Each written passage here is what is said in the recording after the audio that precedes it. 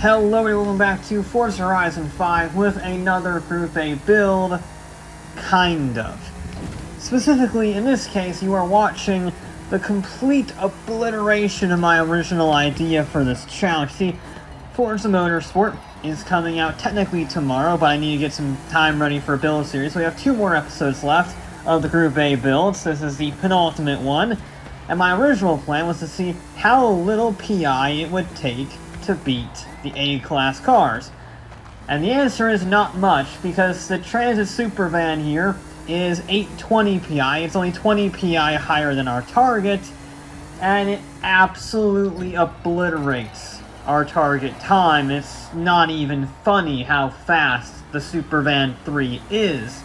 So that challenge wasn't really going to work. It wasn't even just the Supervan that was faster, just 4 PI higher than that. The Camaro ZL1 1LE thing, that's also significantly faster, so that wasn't going to work. Which meant I needed a different approach, one that still used bought versus built, but I wanted instead to use it as a comparison to show just how important it is to build an A-Class car. So I'll take a range of vehicles within the PI boundary, so give or take plus or minus a few PI away from A-Class 800, and just run them up the course and see how these stock cars that are pretty close to the PI class limit actually fare around our course. Now our first run of the day is with the lowest PI car of the day, the BMW M3 GTS 794, so it's 6 PI lower than our target, and this is never gonna beat the target time, which is the Lancia 37 that did a 2:39.9, the only car to go sub 2 minutes 40. It's never going to beat it, we're not expecting it to, but I am curious to see how it's going to fare nonetheless, because it is a very good handling vehicle. I am surprised as to how good this is driving. I know it's a decent, track car in its own right. It's an M3 for gosh sakes. But I didn't think it would be that good. It was surprisingly close to the target, to the Lancia, for a very long time throughout this course. The Lancia will gradually pull farther and farther away because it can carry more speed and it's lighter than the whole 9 yards. But for being a road car, on road tires, bone stock, that's pretty impressive. Granted, this is helped by having full adjustable aero from the factory, and I think it's on semi-slick, so I think it is actually on the correct tire. Still gets a bit of oversteer, as you saw there.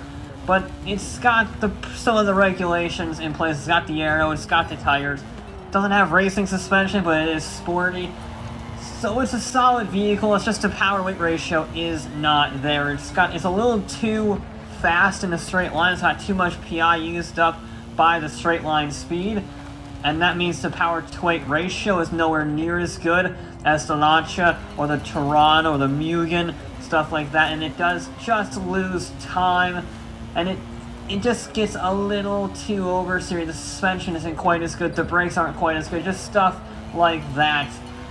It's great for a road car, seriously impressive for a road car, but it's not what I was looking for, in all honesty.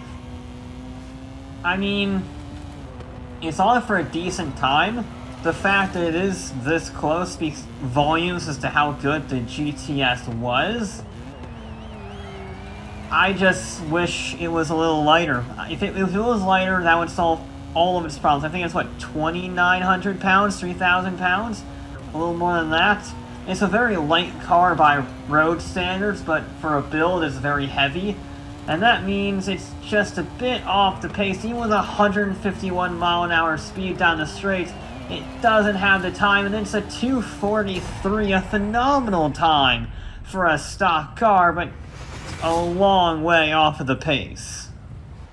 Now this next car I thought would actually do pretty darn well. This is the Lotus Elise GT1. After having run the BMW, I was a little overconfident, if I'm honest, about the Lotus Elise, because it has very good aero, it's even lighter, it's mid-engine, it's rear-wheel drive. Yeah, it's a bit older, got older technology, older tires, older suspension, but that lightness and that horsepower and the aero kit I thought would do really rather well. Unfortunately, it's sort of like the Chevy Corvette C5. It just was lacking everywhere, so it doesn't feel particularly bad. But you can see there it's not carrying the same corner speed. I mean, the BMW was exiting at 89 miles an hour there. This is at 82. It doesn't have the grip.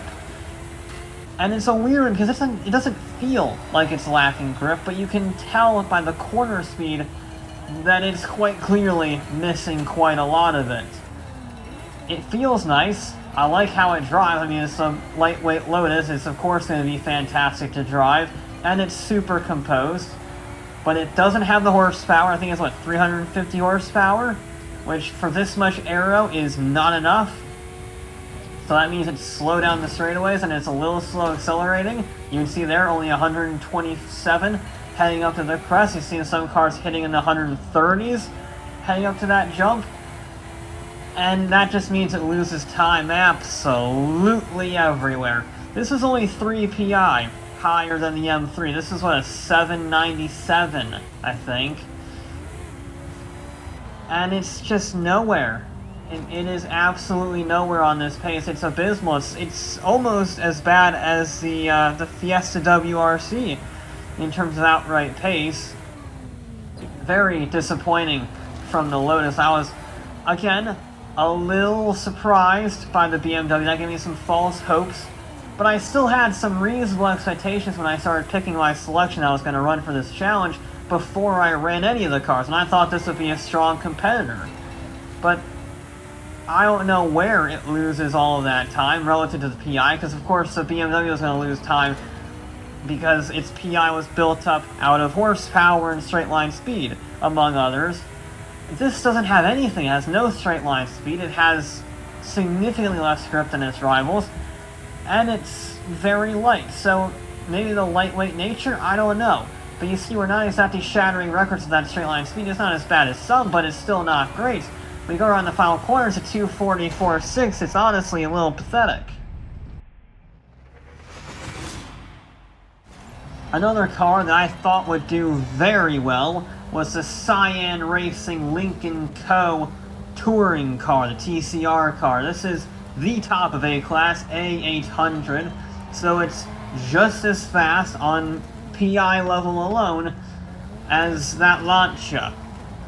And yet, it is nowhere near as fast as that Lancia. For one simple reason. It's a front-wheel drive touring car that likes to tripod. Okay? I thought this would do great. It's got a full touring car aero kit, full touring car chassis. I mean, it's even got racing slicks. It is a full slick-tired vehicle, so it doesn't have semi-slicks. It should have so much more grip, but look at the rear end. It's so unstable. And it's not even unstable in the sense of getting oversteer. I can manage that. But just going around this corner, you can see it lifting off the ground. I don't know what it is with the suspension on these TCR cars. I mean, the MG does it as well. But it just loves to kick the rear wheel out like it's a hot hatch. And that works in hot hatches because the suspension is super soft, because it's a road car. But on the race cars, it's so stiff that it really causes the car to get a little bit unhappy on these corners. And that's something I did not expect, which means, yes, it has slicks, yes, it has full aero, but I can't use it effectively because the thing is tripoding all over the place. And since it is tripoding, that ruins the front-wheel drive power delivery.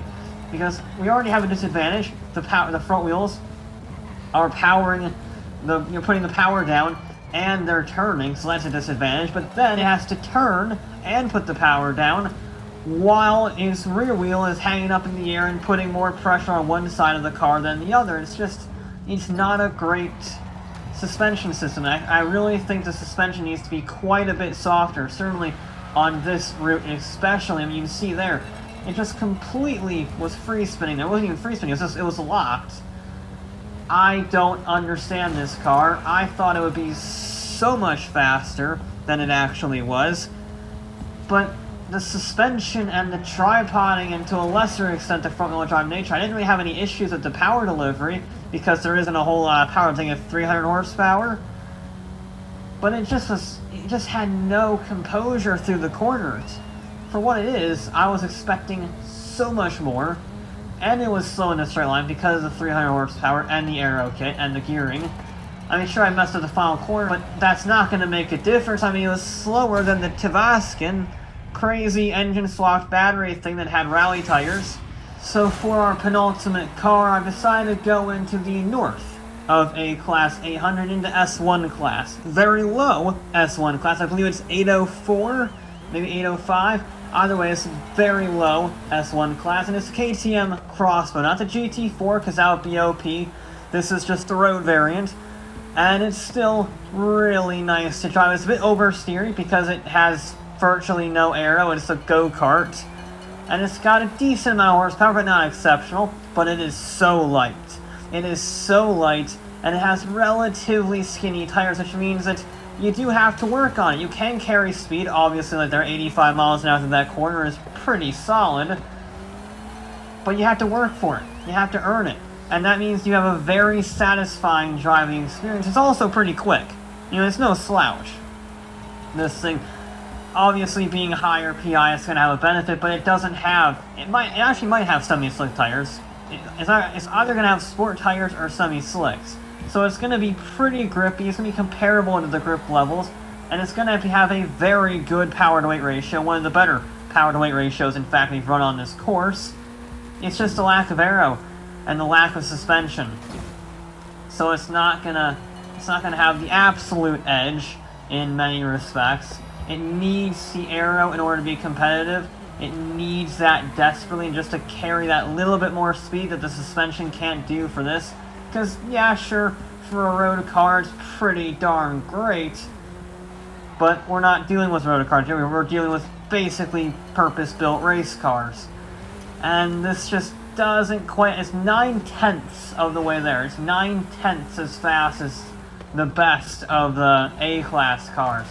And the fact that this is so close, despite all of those hindrances, is pretty inspiring. It really is. I thought this would be, you know, middle of the pack, in all honesty, because I was thinking, oh, it's not going to have the same horsepower down the straightaway, it's not going to have the turn-in. But it pleasantly surprised me. It was the opposite of the Lotus. I thought the Lotus would overperform, and I thought this would underperform. But this really stood up to the challenge. It didn't get too much oversteer. It was composed, it was simple, it was easy to drive. And yeah, it was down on horsepower and speed. But I didn't really care because it was fun and it was surprisingly quick. Look at our time here. I'm sure the Mantra's crossing the line right about now. But a 240.9? It's almost as fast as the Alpine. That is serious speed. But if you want to talk about serious speed, we have to go to our final car of the day. It's a little high on the PI scale, 817, but the McLaren F1 gets its PI in a very different way. Pure horsepower, 618 horsepower, over 400 torque from a naturally aspirated BMW V12. It's a masterpiece of a car, obviously, because it's a McLaren F1. And I didn't think it would do all that well. I threw it in Europe because I wanted to see how a really fast car, a car that got all of its PI through top speed, would fare. And I thought, what better vehicle to use than the McLaren F1? What I didn't realize is just how nice handling this would be. Yeah, it's very oversteering, and you really got to be careful on the turn-in. But it's fun. It's nice to drive. It's brutally fast. Almost 120 miles an hour on that straightaway is insane, and the acceleration is ferocious on this stage. And that means, even though it has virtually no corner speed, it can actually put a fight to the top cars. At least in this section, because this section favors vehicles with a high top speed. Hence why we're reaching over 126 miles an hour on that straightaway, and hence why I'm braking really early. Because, again, jumping into that corner at 130 miles an hour is kind of terrifying. But now we're getting in to the canyon section, and this is where it loses all of that gap it might have built up. I do think it might have actually been leading the launch, or at least been within, within the ghost, if you could see it. But here it just loses so much time. We've seen cars carry 103 through there, and it's barely carrying 93. It just doesn't have the grip. It is, however, about to reach its favorite part of the track. The issue is, it lost so much time in that little canyon section, and a little bit of an outbraking maneuver on my part. That's just the nature of pushing these vehicles super hard. You might miss a braking point once or twice, and unlike with some of the semi-slicks, you can't get away with it in a vehicle like this, but once you do get to the back straightaway, oh my god, does it absolutely fly. It shatters the top speed record. There it is right there. Now we're in the 160s with a two-wheel mill at nearly 170 miles an hour before slamming on those brakes. We shoot across the line. It's a 241.2. Really impressive. Very impressive for the McLaren F1. Rather amusingly, if we look at our table here, it's the only vehicle to do a 241. The Mugen did a 242 dead, and the KTM and the Alpine and the Toronto all did 240. So it's the only vehicle in the 241s. And it got it through blinding speed. 169 miles an hour is insane down that back straightaway. The Auto Union held the top speed record for quite a long time at, 155, 156 miles an hour. And that McLaren just obliterated it like it was nothing. The McLaren and the KTM are the only vehicles getting to the top 5 of our table, and even then, they're a few tenths, in some cases a second off of our Lancia target car, which speaks volumes as to just how specialized the series is. Yeah, it's not specialized enough to be beaten by, say, a Bugatti Veyron you need to beat it with. No, you can't beat it with relatively basic cars. But as we have seen, it is still not particularly easy. These are all very competent machines. And yet, if you have to go all the way down, because we have our 2S1 class cars, and then way down the list we have our remaining cars in A class, the BMW M3, the Lincoln Co., and the Lotus, all at the very bottom of the table. In the case of the Lotus, it's third to last, fourth to last? Yeah, not stellar for the Lotus. What really surprises me, though, is the BMW. The BMW beat the Lincoln Co., it beat the Lotus Emira, it beat the Cupra, not really a surprise, but it beat it. I mean, that BMW, for being the lowest PI car we've ever run on this course, and not having any of the fancy-smancy things that these other vehicles have, certainly power-weight ratio-wise, beating quite a few of our builds, very impressive. The Lincoln Co., a complete catastrophe, top of A class, slick tires, racing everything, and it still gets beaten by a SUV with a Porsche Mission R swap and rally tires. Yeah. Not stellar. I mean, even the Lotus gets beat by an Auto Union from the 1930s, which means, definitively, once and for all, it is always better to build rather than buy. But that'll be it for this episode of Forza Horizon 5. I'll be back with more